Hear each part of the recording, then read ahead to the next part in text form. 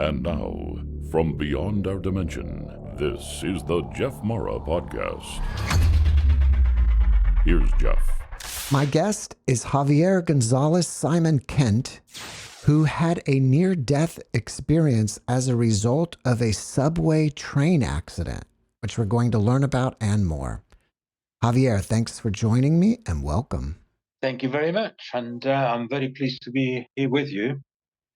And I hope I can share some of my experiences with your listeners. Well, Javier, if you don't mind, let's start on the day that you had that accident and go from there.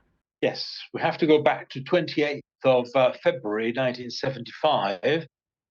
I was a student in the city of London, and I had lectures for about 10:30 in the morning. But that particular day, I decided to go early. I wanted to do some work in the library and took this train at about 8:30 in the morning. And it was full, not completely full. And I knew that when we got to the final stop at Moorgate, which is right in the center of London, in the city of London, and 30 meters underground, the train didn't stop. And it hit the concrete wall at the end of the tunnel at 40 miles an hour. At the end of the platform at the station, there was a little bank and a buffer, but at that speed and all that weight, it went over it in no time at all. And I was sitting down on the train shuddered, and the lights went off. And from the lights going off until everything stopping, there was virtually no time. There was only time for you to breathe in, inhale, and that was it. Everything had gone. Lights went off. There was big noise with the crash, glass breaking, metal twisting. There was no shouts, no screams, and everything stopped. I was unconscious, dead, who knows, for a period of about 5 hours. And I know this because I read afterwards that after about 5 hours, they found the last survivor, which was me.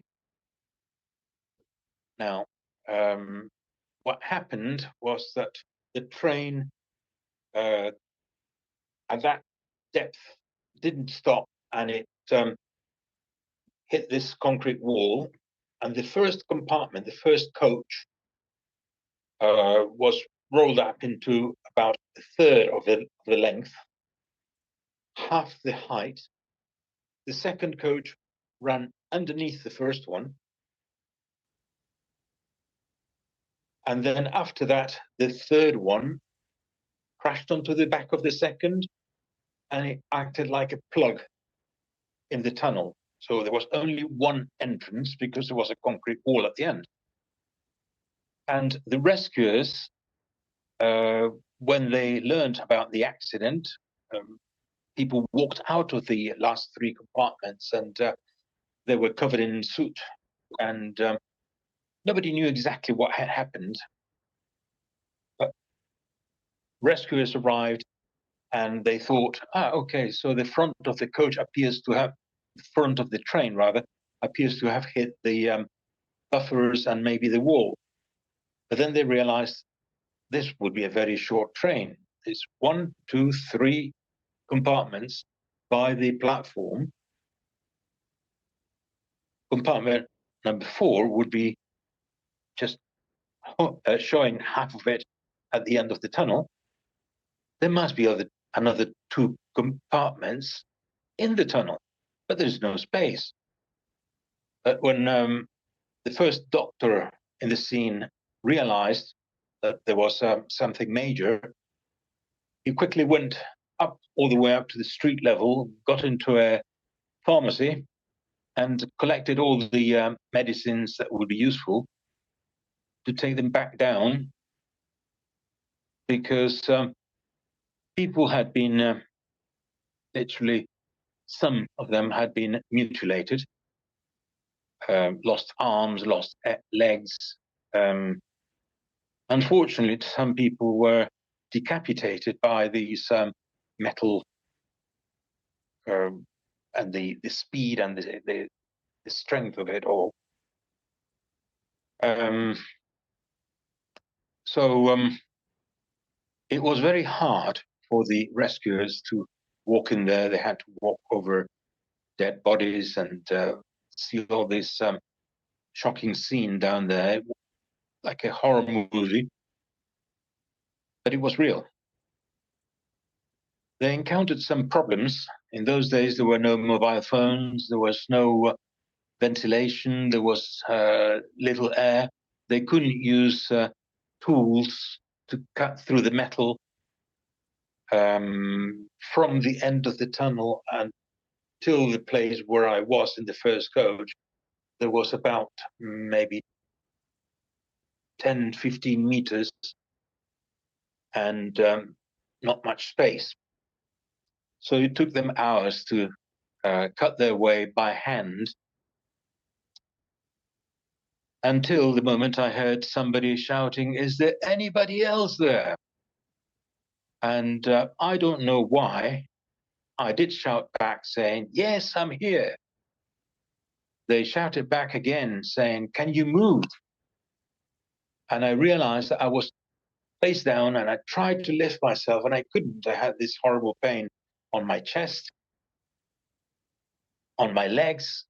That's the first time I realized that I was face down instead of sitting down like I was just before the crash. So they said, "Cover your face up and we'll get you out." Slowly, they got through to me again.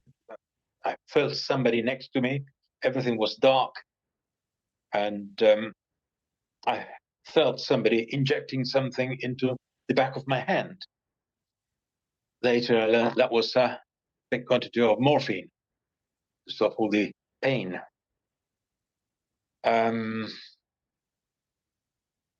Right. So bits of lucidness during the rescue. And then I was in the hospital, and not until the following day that I really woke up with a nurse standing next to me. And she said, "You were in the train, weren't you?" I said, "Train? What train?" And she got a newspaper and she showed me a picture of a train crash. But I also saw my name on the front page of the paper. So I said to her, "Why is my name on the front page of the paper? What have I done? Have I robbed a bank?"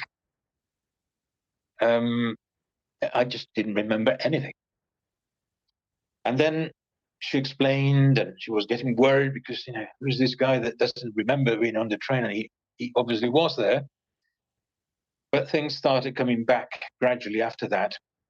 And it's very, very clear to me the events in the 5 hours when I was not supposed to be here, because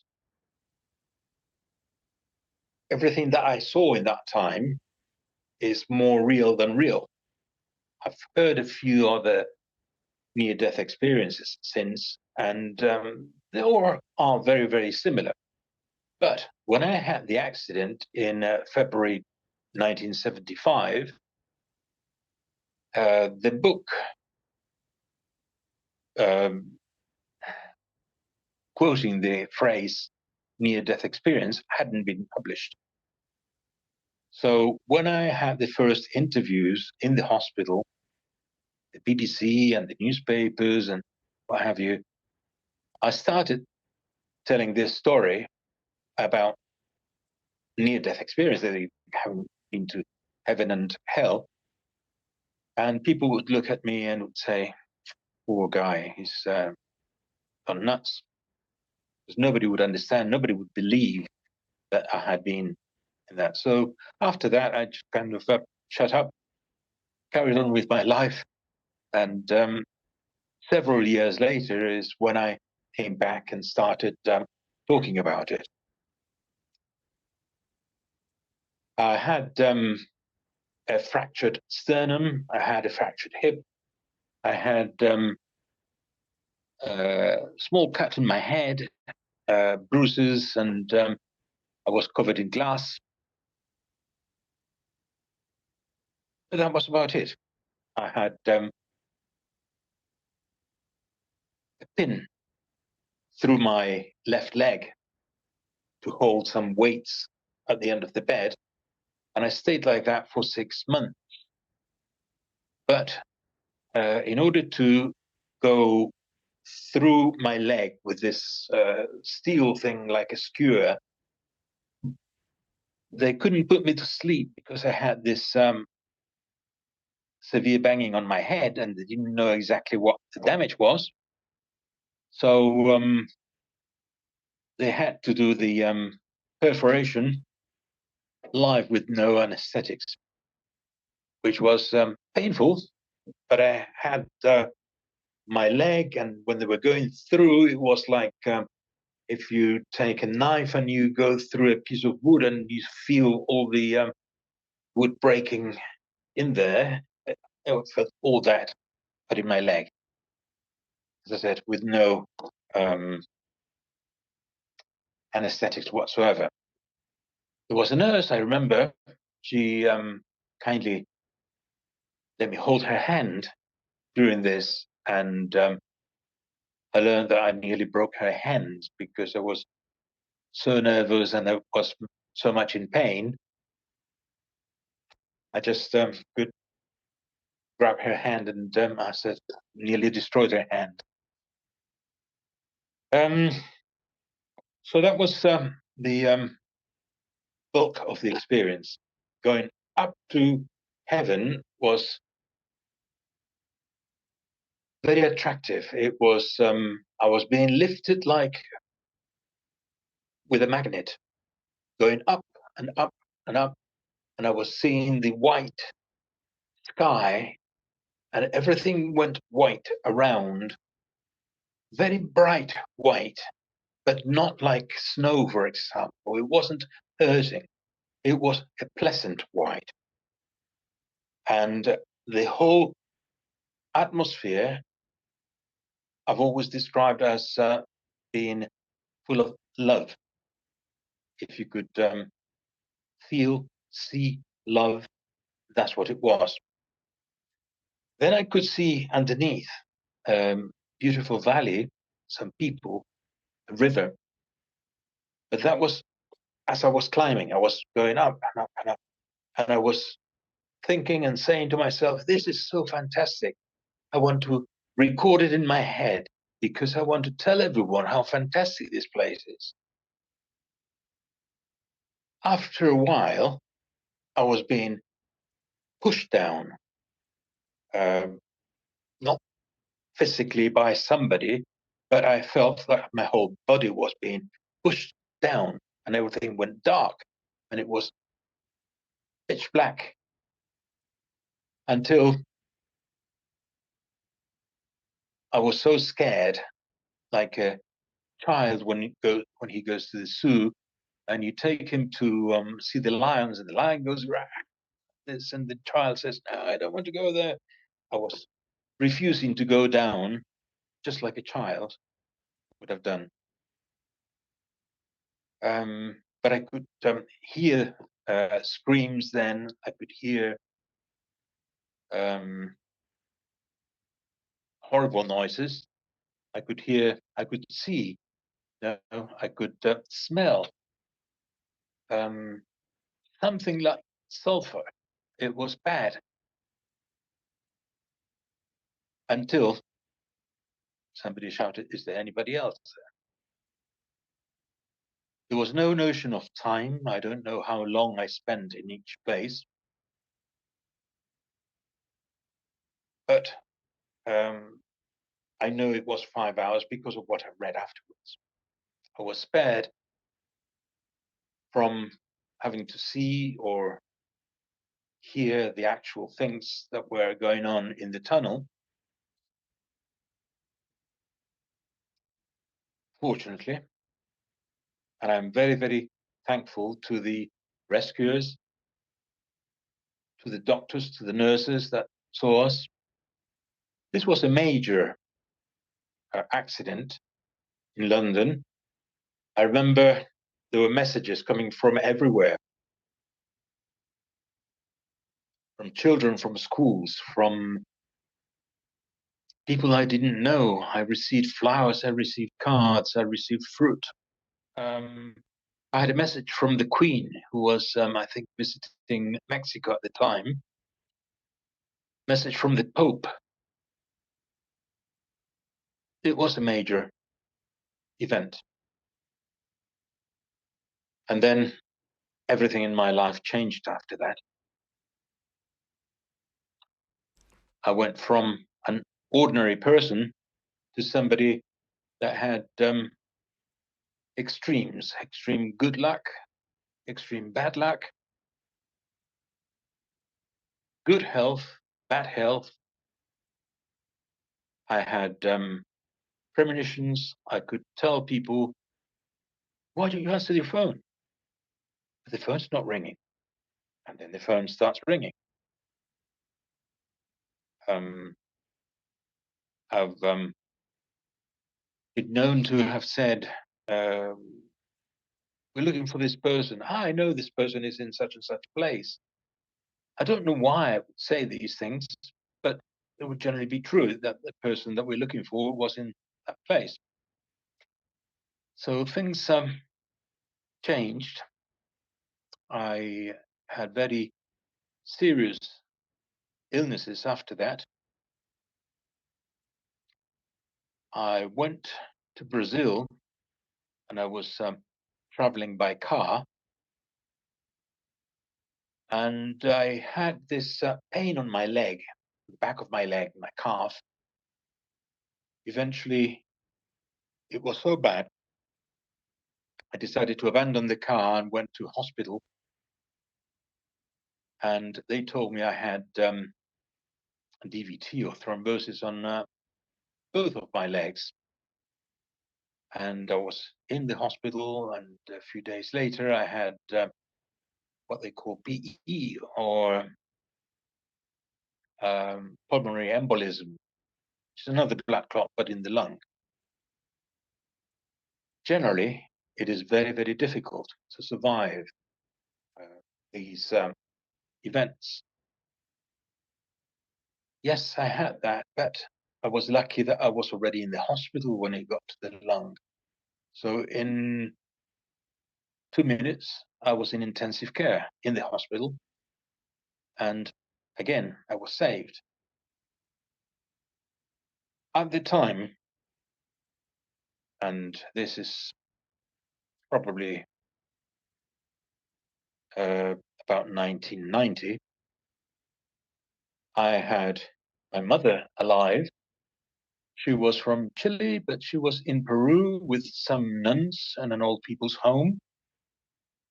And when they told me in the hospital that I was in intensive care and I was touch and go whether I could live or not, because I was panting, I couldn't breathe, I could hardly talk, would try. It was difficult. So I asked them, could they please get me a Catholic priest, because I'm a Catholic. And yes, they did bring one. And he came prepared to give me the oils, kind of welcome or goodbye. And at the time, I felt close to my boss. And I asked him, please don't take me, because I have a mother whom I have to look after. She doesn't know anybody in this world. She was 96. And everyone that she knew had died already. So I asked him to save me. And he did, obviously. And about 3 days later, when I left the intensive care unit, I telephoned the hospice and spoke to one of the nuns and told her what had happened. And she said, "Oh yes, 3 days ago, your mother had a visitor." A visitor? Jokingly, I said, "Ah, yes, surely it was her mother." Obviously not, because she was 96 and her mother would have been very dead by then. And she said, no, it was not her mother. It was a lady dressed in white. She had a white veil. And we know this because one of the nurses was looking for another nurse in the floor where your mother's room was. And she thought, maybe the nurse is in this room. And she went in and she saw the lady in white. And she shut the door behind her and started getting close to her. And when she was going to talk to her, she realized that the lady in white standing by my mother's bed was not human. She turned around and ran away. And the nun said it was probably an angel or somebody that came to your mother to tell her that everything was going to be okay with you. Who knows? But these things did happen.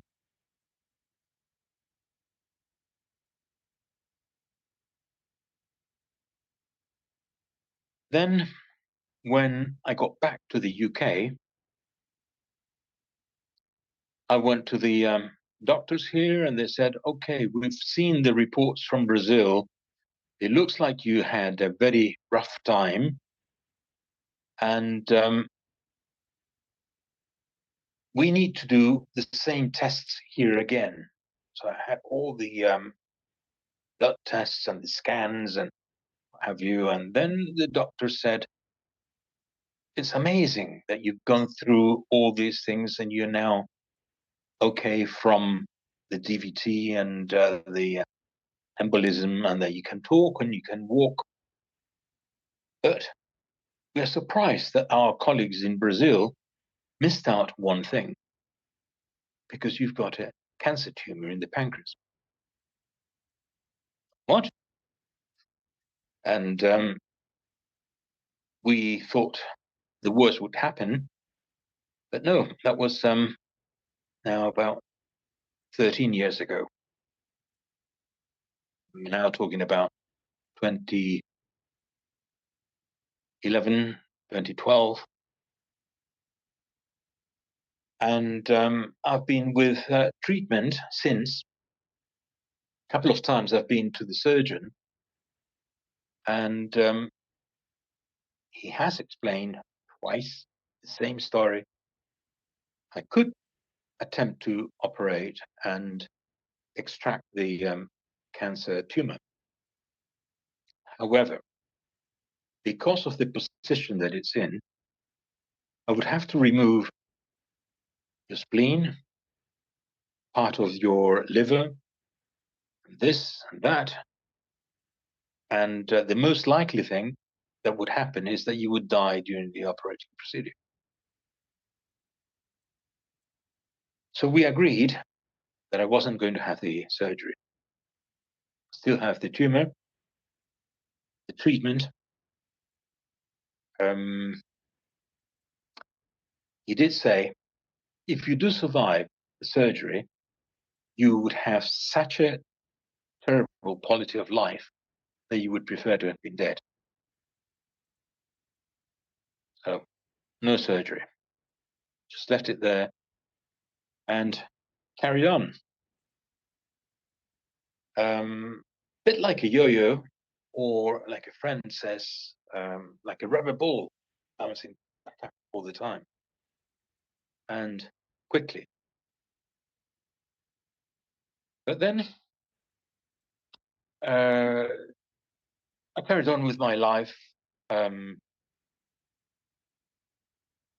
had follow-up treatment for years until in one of these whole body scans, they detected another tumor in my brain. And this is about just over 2 years ago. I am under specialist care, supervision, and tests with some medicine. Nothing has worked too well.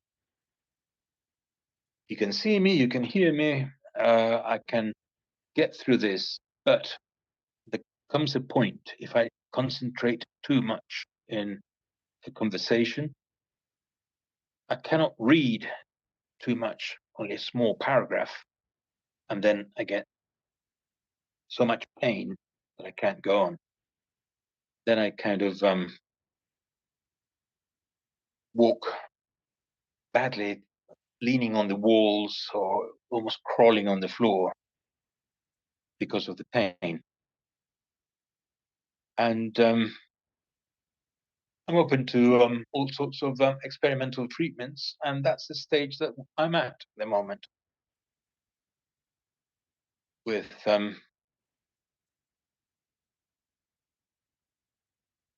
eager to learn more about what happens next. Looking back, what I have identified, what I have convinced myself of, is that you don't do like generally people do, have a life from the day you are born until the day you are dead. I don't think that is our life at all. This is only part of it. I believe that before we are born, we exist inside our mother's womb. It's proven, that when a child is in the mother's tummy, you can speak with them, they react, they can hear music. When they're born, they recognize voices. So you do exist before you're born. And because of this experience at the train, I know that when your body is dead and you leave your body, your existence continues. So out of the whole existence, which is eternal, we have a period, a chapter in that life, which is using this body. Come from before, and you continue after. There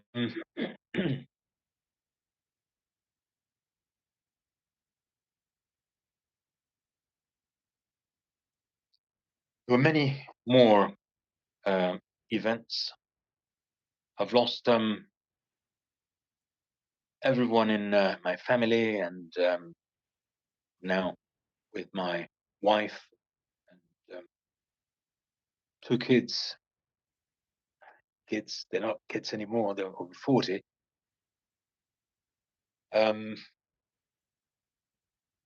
then with this issue of the head and the crawling upstairs and finding it so difficult, I got to a point also with difficulty breathing and reacting to medication, and I was kind of fainting, and my wife took me to my bed, got to the bed, and I was going, and suddenly I started feeling that, again, my body was going up, and I saw the white light again, and I was above the clouds, and I could see the clouds underneath, whitish, and I thought, oh no, I think I've been through this before. And then I heard voices telling me, Javier, we've been telling you that we want you to come. You have to go. It's your time. And again, I remember visualizing my wife taking me upstairs and the look of horror on her face. And in this situation, when I knew I was going up again, I said to my boss, please don't take me yet. I have a wife. She's got several problems herself. She's had cancer 5 times, cancer surgeries 5 times. I said, please let me stay until after she goes. And in about 20 minutes, I came back. I was feeling strong enough to stand up. But within a week, my wife had her 5th cancer detected, and she went through surgery very quickly. And I thought, oh no, I think I've done a bad deal with boss. I don't want her to go yet, just yet. This is very recent. She had surgery about a month ago. But as the French say, c'est la vie. Have to continue. What compartment were you sitting in? The first compartment. Wow. The first compartment, which was reduced to 1/3 of the length and half the height. I remember this particular coach had 3 doors, front, middle, and back. The middle was a double door, and I had taken the first seat after that door and was traveling to my left. And from what I understand, 43 people unfortunately died in the first compartment. And as far as I know, only 2 other people came out alive. One girl that had her foot amputated get out, and one man that had a piece of steel blocking his leg, and what happened is that he didn't survive, unfortunately. So it was tough. If the other side is more real than here, then does that make this side like a simulation or something? No. What I mean is that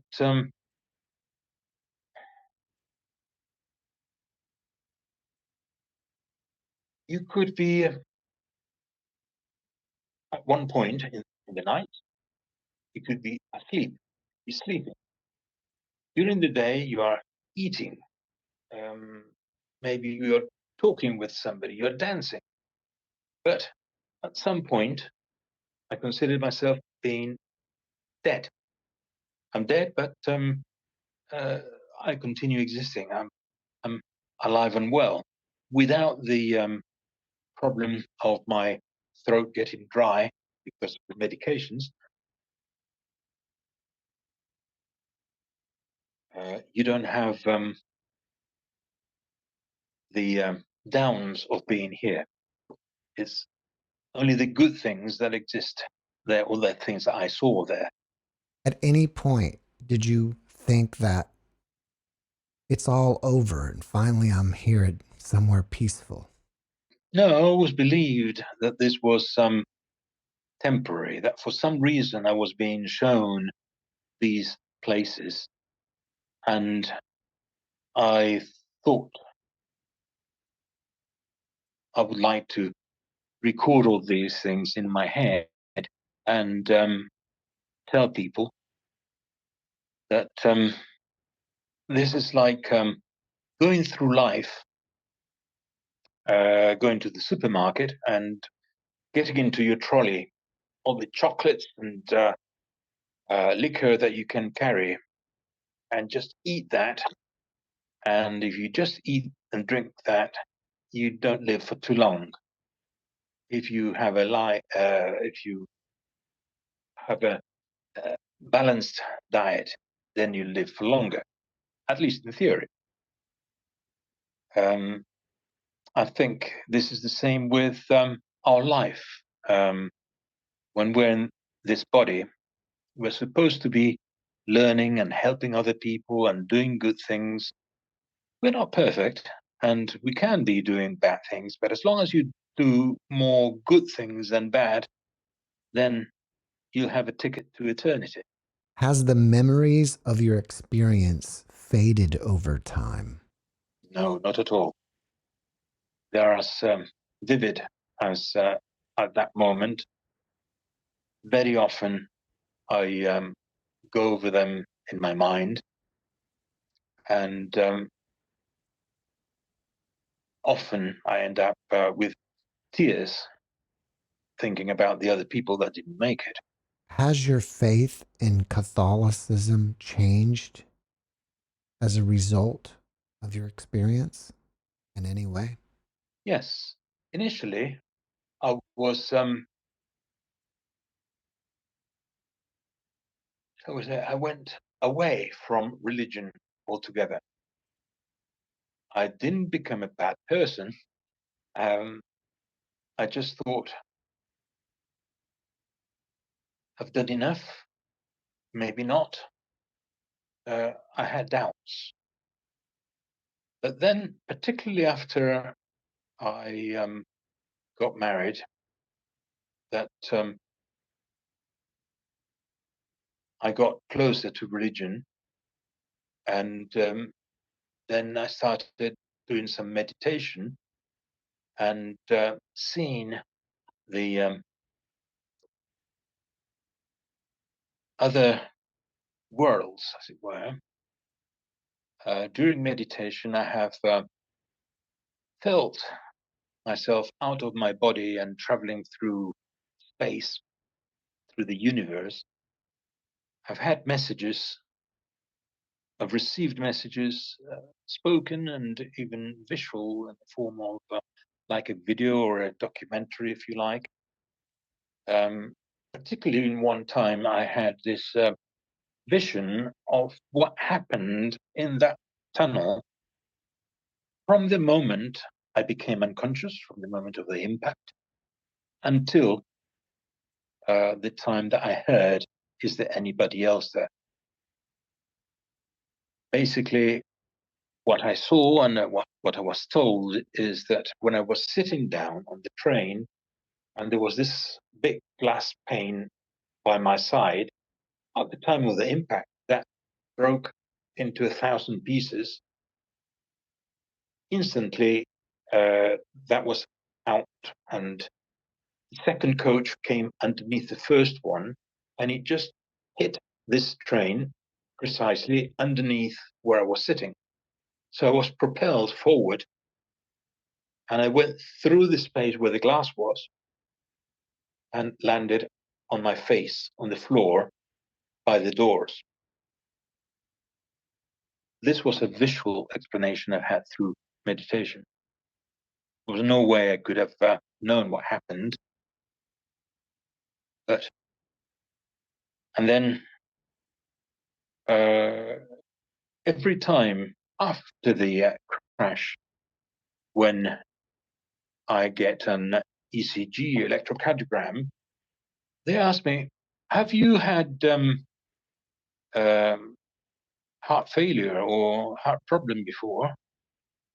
I would say, "Not that I know of, but I now know that I would probably had a heart failure at that time, hence dying, going through all this, not feeling anything, and then having the ECG showing that I had a problem with my heart.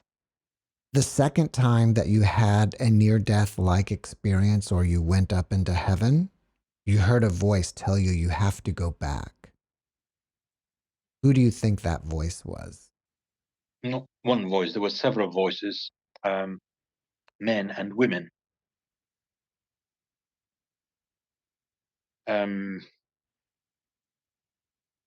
But similar voices to the ones I've heard through meditation, where they explain things to me. Don't know who that was. Do you Don't think recognize that to associate that with anybody in particular. after your experience, you appear to have this ability of premonitions? Do you have any other ability as a result of the experience?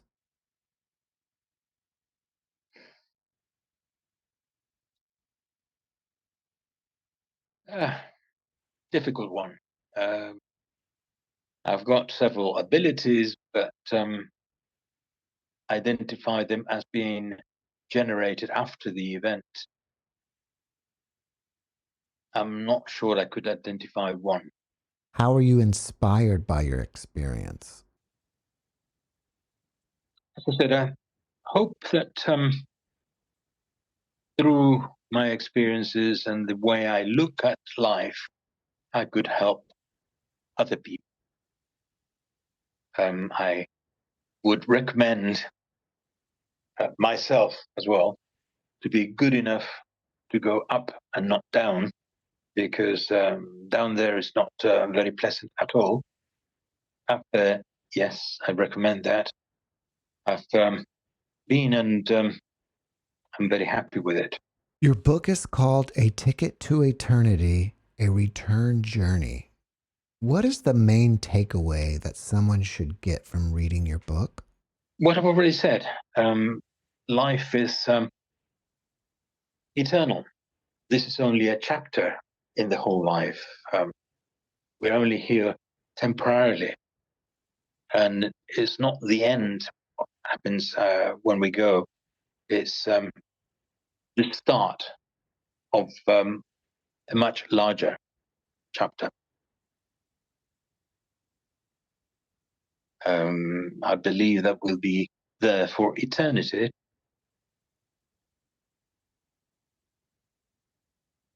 It's just our own decision. Same as a mother, when she's pregnant, she take care of her baby for 9 months while she's pregnant. Why? Because she wants, once the baby is born, to have the best opportunities in life. And I see that during our life in this body, we should look forward to releasing the soul and give it the best opportunity. So the more we do while we're here, the better it is for the soul. Same as for your baby. If people want to find out more about your book, should they go to a website or Amazon? Amazon, yes, A Ticket to Eternity, A Return Journey, or even the Spanish version, which is called Un Boleto a la Eternidad, Ida y Regreso. Do you have anything that you're working on that you want people to know about? Yes, with this issue of my brain having problems, I have so much difficulty going through the pain, the imbalance. I've started doing some therapy using or listening to Tibetan bowls and gongs, these brass instruments. And I'm getting some very peculiar results, like my whole body goes into spasms, very similar to epileptic fits. except that I don't lose consciousness. I remain totally conscious, and I can talk, I can laugh while these things go on. The specialists are looking into this, and they will do a proper study. Are you listening to recordings of the bowls, or do you have the bowls physically with you and listening to the sounds? I do both. I don't have them physically. I know somebody that has them. And I also do listen to recordings. And I've even recorded myself going through this motion of, I call it the shakes. The whole body shakes, my head spins to one side, the other. And if I look at the recording with the sound on, I'll start again with just viewing myself going through the session, see it, listen to it, and start again.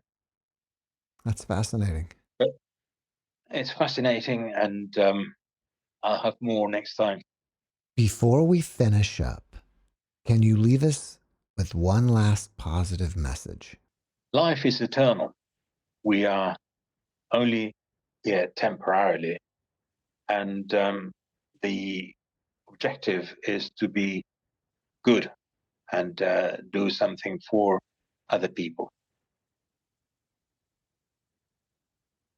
That's short and sweet. Javier, thank you for your message, and thank you for being my guest. Thank you, and all the best to you and everyone. Thanks for watching the JeffMara podcast. I really appreciate you. Another way to show support is through YouTube memberships. And if you do, there are loyalty badges and other perks depending on your level of membership. All you need to do is click the join button underneath the video to find out more. Thank you for your support.